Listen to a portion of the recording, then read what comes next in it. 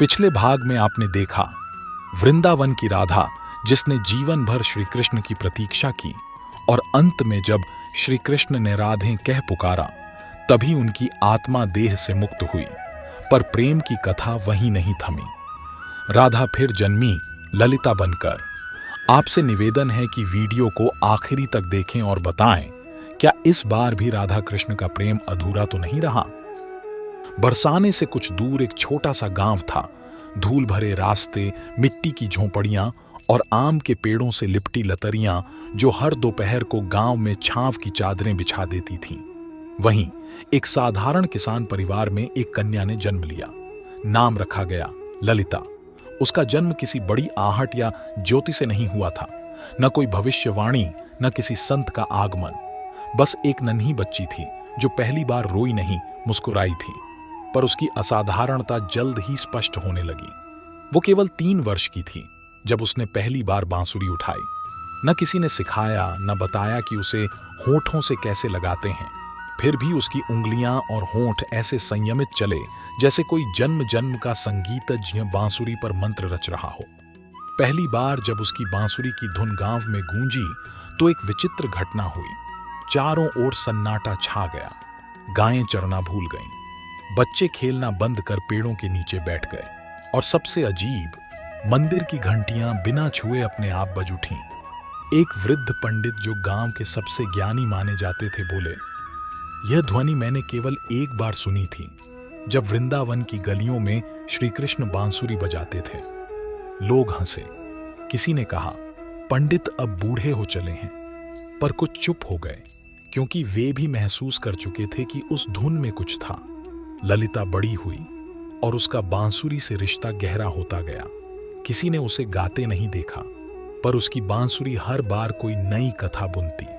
बांसुरी की मधुरता सुनकर कभी पेड़ों की पत्तियां थिरकने लगतीं तो कभी पक्षी उसके आसपास मंडराने लगते। गांव की स्त्रियां कहने लगीं, ये कन्या साधारण नहीं है, किसी देवी का अंश लगती है। कभी कभी रात में जब गांव सो जाता, ललिता यमुना के पास जाकर चुपचाप बैठती, बांसुरी हाथ में लेकर। किसी ने देखा तो कहा, क्या कर रही हो बेटी? वो मुस्कुराकर बोली, वो जो सपने में आते हैं उन्हें सुनाती हूँ। कौन? एक श्याम रंग के पुरुष। कुछ नहीं कहते, बस बांसुरी बजाते हैं। वृद्धा स्त्री ने उसकी आंखों में झांका। वहां एक चंचल चमक नहीं थी, वहां कोई बहुत पुराना, बहुत गहरा इंतजार था। बरसाने के उस गांव में अब वर्षों बीत चुके थे। ललिता अब 9 वर्ष की हो चुकी थी। उसकी चाल में अब भी बाल्य सहजता थी, पर उसकी आंखों में कोई और उम्र बसती थी। एक दिन वह अपनी मां के पास बैठी थी, आंगन में, सामने तुलसी चौरा और मां कढ़ाई में धागा सुलझा रही थी। ललिता ने पूछा, मां, प्रेम क्या होता है? मां चौंकी, इतने सीधे मगर अनजाने प्रश्न से। कुछ पल मां चुप रही, फिर बोली, तू अभी बच्ची है, ये बातें बड़े लोग करते हैं। ललिता चुप हो गई, पर उसकी आंखों में वही पुरानी परछाई उभर आई। कोई भूली हुई स्मृति जो सिर्फ दिल को चुभती थी, शब्दों में नहीं आती थी। उस रात वह फिर सपने में उसी श्याम वर्ण पुरुष को देखती है, वही जो हर बार सिर्फ बांसुरी बजाते हैं, कुछ बोलते नहीं। लेकिन इस बार उन्होंने एक क्षण के लिए बांसुरी रोकी और बस देखा। उस नजरे में कुछ था, इतना गहरा कि ललिता नींद से कांपकर उठ गई। सांस तेज थी, जैसे दिल को किसी ने पकड़कर थाम लिया हो। अगली सुबह गांव में एक हलचल हुई। एक बहुत वृद्ध तपस्वी संत गांव आए थे। लंबी जटाएं, मृदु मुस्कान और नेत्रों में ऐसा प्रकाश कि बच्चे भी उनके सामने चुप हो जाएं। संत ने जैसे ही गांव में प्रवेश किया, उनका ध्यान सीधा ललिता की ओर गया। वह उस समय एक वृक्ष के नीचे बैठी थी, बांसुरी थामे, लेकिन बजा नहीं रही थी। संत कुछ देर देखते रहे, फिर आगे बढ़े और बोले, तुम? ललिता ने सिर उठाया। जी? संत ने बहुत गहरे स्वर में कहा। वही आंखें, वही मौन। राधा, तुम लौट आई हो। गांव वाले चौंक पड़े। किसी ने हंसी उड़ाई। बाबा, ये तो बस एक किसान की बेटी है। संत ने बिना उनकी ओर देखे उत्तर दिया, इस युग की दृष्टि मिट चुकी है, पर आत्मा की पहचान नहीं मिटती। यह कन्या साधारण नहीं, प्रेम का उत्तर है। ललिता स्तब्ध रह गई। आप मुझे राधा क्यों कह रहे हैं? संत ने धीरे से उसके सिर पर हाथ रखा। क्योंकि तुम्हारा जन्म किसी प्रेम को पूर्ण करने के लिए हुआ है। ये संसार प्रेम को अब काम समझ बैठा है और उसे फिर से आत्मा की भाषा सिखाने के लिए राधा को लौटना पड़ा। ललिता चुप थी, पर उसकी आंखों से बहता जल जैसे कोई स्मृति फिर से बह निकली हो। उत्तर की ओर हिमालय की तलहटी में एक छोटी गुफा थी, न बहुत ऊंची न बहुत गहरी, पर भीतर ऐसा मौन कि किसी का आत्मस्वर तक वहां गूंजता। वहीं एक नवयुवक साधु वास करता था, जिसका नाम था अनंतानंद। गेरुआ वस्त्र, साफ मुखमंडल, शांत चाल और ऐसे नेत्र जिनमें जैसे कोई नदी भीतर बह रही हो, पर कोई पत्थर उस पर पुल नहीं बनाता। उसके शिष्यों की संख्या अधिक थी, क्योंकि वह केवल उपदेश नहीं देता था, वह उन्हें अनुभव कराता था। जब वह बोलता तो शब्द नहीं उतरते थे, विचार उतरते थे हृदयों में। प्रेम क्या है? संसार का सबसे बड़ा भ्रम या सबसे बड़ा सत्य? वह कहता, प्रेम वो है जो स्पर्श के बिना भी आपको पूर्ण करता है और जिसमें स्वयं को खोकर ही कोई स्वयं को पाता है। लोग रो पड़ते थे, वृद्ध भी, जो वर्षों से प्रेम की भाषा भूल चुके थे। पर अनंतानंद, वह जब बोलता तो भीतर कहीं कुछ कांपता था। कभी कभी वह अकेले में यमुना के पास जाकर बैठता, ध्यान की मुद्रा में नहीं, बल्कि किसी प्रतीक्षा की मुद्रा में, जैसे कोई भीतर से पुकार रहा हो, लेकिन न कोई नाम न कोई चेहरा। रात में वह स्वप्न देखता, एक स्त्री जो कुछ नहीं कहती, बस आंखें और बांसुरी की धीमी धुन। हर बार वह बांसुरी कोई नई राग बजाती, पर पूरी नहीं हो पाती। अनंतानंद उठकर बैठ जाता और उसकी आंखें वही प्रश्न दोहराती, कौन है वो जो अधूरी बांसुरी बजाती है और मेरे भीतर शांति नहीं, एक बेचैनी छोड़ जाती है। उसे कोई उत्तर नहीं मिलता, पर एक भावना धीरे धीरे स्पष्ट होने लगी थी, मुझे जाना होगा, कहीं कुछ अधूरा है जो मुझे पूर्ण करना है। और उस रात जब बर्फबारी के बीच उसकी कुटिया में भी एक अजीब सी ध्वनि गूंजी, जैसे किसी पहाड़ी पर से आई हो, वह बांसुरी की धुन थी। और यह पहली बार था कि धुन पूरी हुई थी, पर दूरी पर। अनंतानंद उठ खड़ा हुआ। अब ललिता 13 की हो चली थी। न वह अब बच्ची रही न स्त्री। एक ऐसा अंतराल जहां हृदय अपने सबसे गहरे प्रश्नों को टटोलता है, और उसके भीतर केवल एक प्रश्न रह गया था, मैं कौन हूं? वो अब बांसुरी बजाती, पर हर बार उसे लगता यह धुन कहीं और जानी पहचानी है, मानो कोई पहले भी यही राग सुन चुका है। उसने एक दिन संत से पूछा, यदि वह मेरा था तो अब तक मिला क्यों नहीं? संत मुस्कुराए, बोले, प्रेम पुकार से जुड़ता है, शरीर पुकार नहीं सुनता, आत्मा सुनती है। यदि तुम्हारा प्रेम सच्चा है तो बस एक बार उसे पूरे हृदय से पुकारो। कैसे? जैसे तुम हो, अपनी बांसुरी से। ललिता उस रात एक ऊंची पहाड़ी पर चढ़ी, अकेली। चांदनी फीकी थी, हवा में भटकती उदासी। उसने आंखें मूंदी और बांसुरी होठों से लगाई। जो राग निकली वह किसी शास्त्र से नहीं था, वो राग उसकी आत्मा से बहा था। वह धुन ऐसी थी जो केवल प्रतीक्षा कर रही आत्माओं को सुनाई देती है। और ठीक उसी क्षण उस बर्फ से ढंकी हिमालयी गुफा में अनंतानंद की आंखें खुल गईं। वे ध्यान मग्न थे, पर उनकी मुद्रा टूटी। वह उठ खड़े हुए, कुछ कांपा था भीतर। यह वही है, वही जिसे मैं वर्षों से सुनता आया हूं, अधूरी बांसुरी। ललिता नहीं जानती थी कि उसकी धुन ने कोई द्वार खोल दिया है, लेकिन उसके भीतर अब व्याकुलता बढ़ने लगी थी। वह गांव-गांव जाने लगी, हर कथा में जाती, हर साधु से मिलती, हर आवाज में वह खोजती जिसे वह पहचान नहीं सकती थी, पर जिसकी ध्वनि वह आत्मा से पहचान सकती थी। पर वह कहीं नहीं मिला। एक दिन वह एक मंदिर की सीढ़ियों पर बैठी थी, थकी, जर्जर, मौन। उसकी आंखें भरी थीं और होंठ कांपते हुए बोले, अब और नहीं। यदि अगली पूर्णिमा तक वह न मिला तो मैं यमुना में उतर जाऊंगी। जैसे पिछली बार मेरी देह वहीं शांत हुई थी, शायद फिर वही मार्ग मेरा हो। किसी ने उसे यह कहते हुए नहीं सुना, पर किसी ने जरूर महसूस किया होगा, क्योंकि आकाश कुछ भारी हो गया था। पूर्णिमा की रात थी, चंद्रमा पूरी आभा में खिला था, जैसे आकाश ने स्वयं को श्वेत वस्त्रों में लपेट लिया हो। ललिता पहाड़ी पर पहुंची, उसी स्थान पर जहां उसने पहली बार आत्मा से बांसुरी बजाई थी। अब उसकी आंखों में आंसू नहीं थे, अब वहां केवल निश्चय था। उसने अपनी बांसुरी को होठों तक लाया और इस बार वह धुन किसी पुकार जैसी नहीं थी, वह धुन एक वचन जैसी थी, जैसे वह कह रही हो, मैं अब भी वही हूं जहां तुमने मुझे छोड़ा था। उस पल अनंतानंद हिमालय में गुफा के भीतर ध्यान मग्न थे। बाहर बर्फ गिर रही थी, भीतर एक दमित स्पंदन अचानक विकराल हो उठा। उनकी सांस थमी, बांसुरी की वह धुन, वही राग अब पूरी थी। उनकी आंखें खुल गईं। राधे, यह शब्द बिना बोले बस भीतर से बह निकला।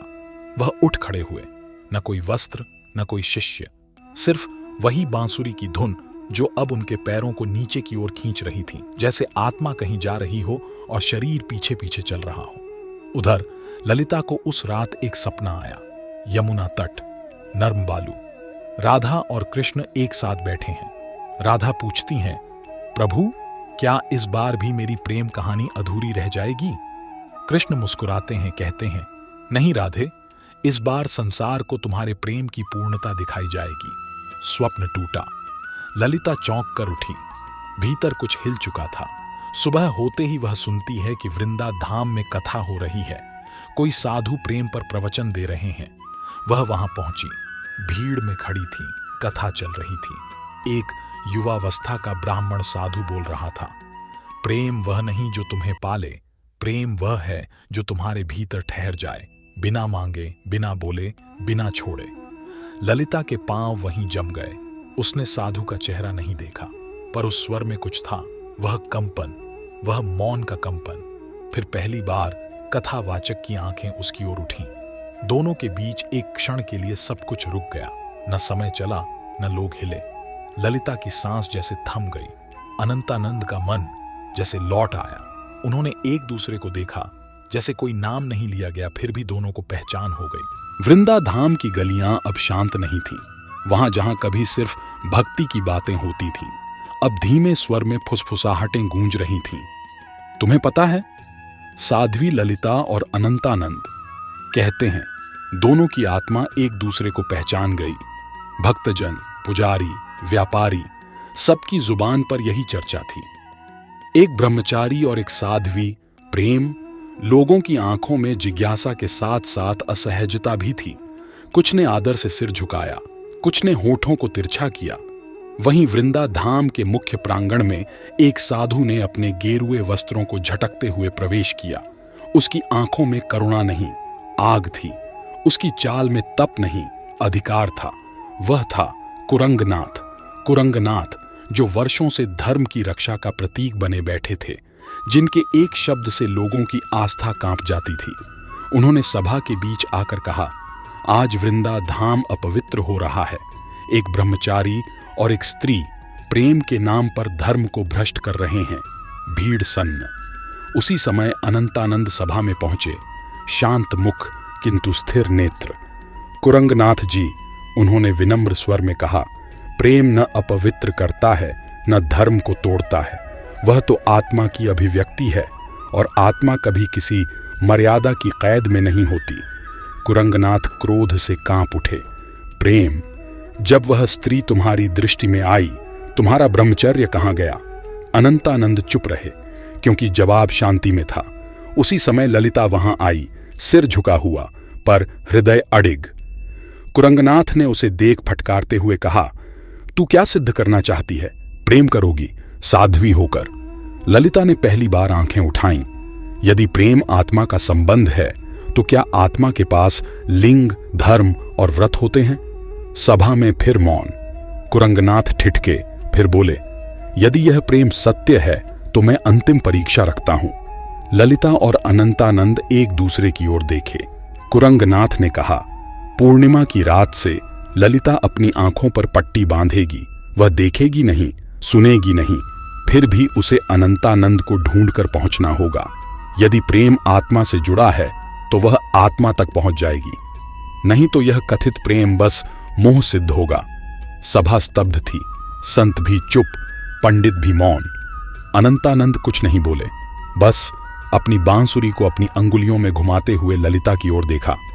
ललिता ने सिर झुकाया और कहा, मैं स्वीकार करती हूं। पूर्णिमा की अगली सुबह वृंदा धाम की हवा में कोई भारीपन था। सूरज निकला तो सही, लेकिन उसकी रोशनी थोड़ी झुकी हुई सी लगती थी, जैसे वो भी किसी गंभीर निर्णय की साक्षी बनने वाला हो।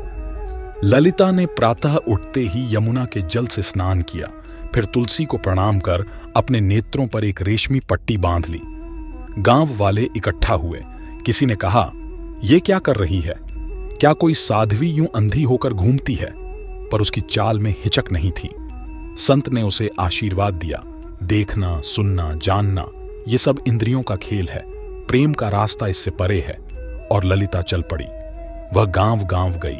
वह हर कथा, हर आश्रम, हर साधु के पास जाकर पूछती, क्या आप अनंतानंद हैं? बहुतों ने झूठ बोला। एक साधु ने कहा, हाँ, मैं वही हूं। मुझे वर्षों से तेरी प्रतीक्षा थी। ललिता ने हाथ जोड़कर सिर झुकाया, फिर सिर उठाकर कहा, आपकी वाणी में माधुर्य है, लेकिन वह ध्वनि नहीं जो मेरे भीतर बजती है। वह आगे बढ़ गई। कई जगह लोग उसका उपहास करते, अंधी साध्वी घूम रही है किसी पुरुष के पीछे, प्रेम का ढोंग है ये सब। पर ललिता चुप रही। उसकी आत्मा मार्गदर्शक थी। फिर एक दिन एक वृद्ध साधु मिला। उसके स्वर में गहराई थी, उसके स्पर्श में तप था। उसने कहा, ललिता, अब बहुत भटक चुकी हो। मैं ही अनंतानंद हूं। वह एक क्षण के लिए रुकी। उसका हृदय कांपा, स्वर गूंजता सा लगा। लेकिन फिर बांसुरी की एक अधूरी धुन उसकी आत्मा में उठी। ललिता बोली, आप में तेज है, लेकिन वह शांति नहीं जो उनकी उपस्थिति में होती है। उस साधु ने क्रोध में आंखें खोलीं और अपना भेष बदल लिया। वह था कुरंगनाथ। कब तक ठुकराएगी सत्य को? उसने दहाड़ लगाई। ललिता शांत रही, क्योंकि मेरा सत्य शब्दों में नहीं, आत्मा में है, उसने कहा। कुरंगनाथ अब चुप था, पहली बार। अब 7 दिन बीत चुके थे। ललिता की आंखों पर पट्टी अब उस रेशमी कपड़े से कहीं अधिक थी। वह अब दृष्टिहीन नहीं, संपूर्ण आत्माभिमुख हो चुकी थी।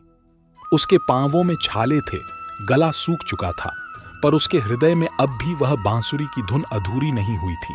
वह हर बार उसकी आत्मा में बजती और कहती, बस एक और कदम।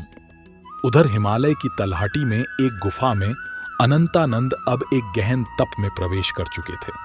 उन्होंने अपने शिष्यों को स्पष्ट कह दिया था, जो भी पूछे कि मैं कहां हूं, ना बताना। अगर वह मुझसे प्रेम करती है तो शब्दों की जरूरत नहीं होगी। और अब बिना देखे, बिना सुने, बिना दिशा के ललिता वहां पहुंच गई थी। उसके कदम गुफा के द्वार तक आ पहुंचे। वह रुकी। उसकी सांस तेज थी, आंखें अब भी पट्टी से ढकी थीं। गुफा से हल्की सी गर्माहट बाहर आ रही थी। कोई ध्यान मग्न था, कोई बहुत गहरे मौन में। ललिता ने धीरे धीरे भीतर कदम रखा। कोई शब्द नहीं, कोई नाम नहीं लिया। बस उसने अपनी बांसुरी को अपनी हथेलियों में उठाया और उस ध्यानस्थ व्यक्ति के चरणों में रख दिया। मैं देख नहीं सकती, पर मेरा दिल बहुत जोर से धड़क रहा है। क्या आप वही हैं जिनकी मुझे तलाश थी? गुफा में मौन टूटता नहीं था। फिर एक स्पर्श हुआ। किसी ने बांसुरी को उठाया और फिर वही धुन, वही राग जो कभी ललिता के सपनों में आता था, जो कभी एक अधूरी स्मृति बनकर गूंजता था, वह अब पूरी हो रही थी। बांसुरी की वह ध्वनि गुफा की दीवारों से नहीं, आत्मा के भीतर से लौट रही थी। ललिता ने पट्टी को नहीं हटाया, लेकिन उसके अधरों से एक शब्द निकला, कृष्ण। अनंतानंद ने बांसुरी को रोककर कहा, राधे, इस बार भी तुमने मुझे देखा नहीं, जाना नहीं, केवल आत्मा से पहचान लिया। वृंदा धाम का दरबार उस दिन विशेष रूप से सजा था, लेकिन यह किसी उत्सव के लिए नहीं, बल्कि एक निर्णय के लिए। राजा स्वयं सभा में उपस्थित थे। आसपास विद्वान, ब्राह्मण और पुरोहितों की पंक्तियां थीं। पंक्ति के अंत में खड़े थे वे लोग जो चुपचाप सब देख रहे थे, सामान्य जन जिनके पास धर्म नहीं, केवल संवेदना थी। ललिता और अनंतानंद साथ साथ वहां पहुंचे। न कोई आभूषण, न कोई गर्व, बस मौन की गरिमा और आत्मा की स्थिरता। राजा ने पहला प्रश्न किया, ब्रह्मचारी होकर प्रेम, क्या आप जानते हैं आपने समाज को क्या संदेश दिया है? अनंतानंद ने आगे बढ़कर कहा, महाराज, समाज प्रेम से नहीं डरता, वह प्रेम की स्वतंत्रता से डरता है। वह चाहता है कि प्रेम भी किसी नियम, किसी व्रत, किसी बंधन में बंधा रहे, जैसे विवाह से, जैसे कुल से, पर प्रेम आत्मा का विषय है और आत्मा ना जाति देखती है ना व्रत। सभा में कुछ पंडित असहज हुए। एक पुरोहित बोला, परंपरा तोड़ोगे तो अनाचार फैलेगा। ललिता ने पहली बार मुख खोला। परंपरा? क्या वही परंपरा जिसने राधा और कृष्ण को जीवन भर अलग रखा? क्या वही परंपरा जिसके डर से प्रेम हमेशा छिपता रहा, गुप्त रहा, अपूर्ण रहा? सभा अब मौन थी, कोई उत्तर नहीं। तब अनंतानंद ने कहा, मैंने कभी उसे देह से नहीं चाहा, मैंने उसकी आंखें नहीं देखी, फिर भी मैं उसे पहचान गया। उसने मेरी आवाज नहीं सुनी, फिर भी वह मुझे ढूंढ लाए। क्या यह प्रेम नहीं है? ललिता आगे बढ़कर बोली, मैंने उसकी परीक्षा दी है। मैंने आंखों पर पट्टी बांधी, स्वर सुने बिना, मार्ग देखे बिना, मैं सिर्फ अपनी आत्मा की आवाज पर चली। राजसभा में भारी मौन था, कोई एक शब्द नहीं कह रहा था। पंडितों की शंकाएं, पुरोहितों की दुविधा, जनता की उत्सुकता, सब कुछ उस एक वाक्य में थम गया था। अगर यह प्रेम धर्म विरुद्ध है तो फिर धर्म किसके पक्ष में है? तब राजा ने धीरे धीरे अपना सिर उठाया। उनकी दृष्टि ललिता पर टिकी, फिर अनंतानंद पर। जब मैं छोटा था, उन्होंने कहना शुरू किया, मेरी माता मुझे राधा कृष्ण की कथा सुनाया करती थी। मैं पूछता, माता, जब वे एक दूसरे से इतना प्रेम करते थे तो विवाह क्यों नहीं हुआ? मां चुप हो जाती। मैंने सोचा, शायद प्रेम कभी पूरा नहीं होता। उन्होंने एक क्षण रुककर कहा, आज जाकर समझा हूं कि प्रेम को पूरा होने के लिए विवाह नहीं चाहिए, उसे चाहिए स्वीकृति, आत्मा की और समाज की। सभा में एक धीमी सी गूंज उठी। पुरोहितों ने एक दूसरे की ओर देखा, कुछ ने सिर झुका दिए। एक संत आगे आए, वही जो कभी कुरंगनाथ के शिष्य थे। उन्होंने कहा, हमने प्रेम को सदियों तक कामना मान लिया, आज पहली बार कोई आत्मा प्रेम बनकर हमारे सामने खड़ी है। राजा ने उठकर कहा, मैं इस प्रेम को स्वीकार करता हूं। यह प्रेम इस समाज को पुनः प्रेम की परिभाषा सिखाएगा, नियमों से नहीं, त्याग और आत्मिक मिलन से। सभा में अब कोई विरोध नहीं बचा। ललिता और अनंतानंद एक दूसरे की ओर देखे, बिना शब्द, बिना प्रश्न। उस क्षण वृंदाधाम के आकाश में कुछ बदल गया। तुलसी के पौधों की पत्तियां एक साथ हिलीं। यमुना की लहरों में कोई बहुत पुरानी धुन बह निकली और दूर किसी बंसी से कोई बांसुरी फिर से वही राग बजा रही थी। कहते हैं, उस दिन के बाद वृंदाधाम में हर पूर्णिमा को तुलसी के पास दो छायाएं दिखाई देती थीं, एक जो बांसुरी बजाता है और एक जो मौन रहकर सुनती है।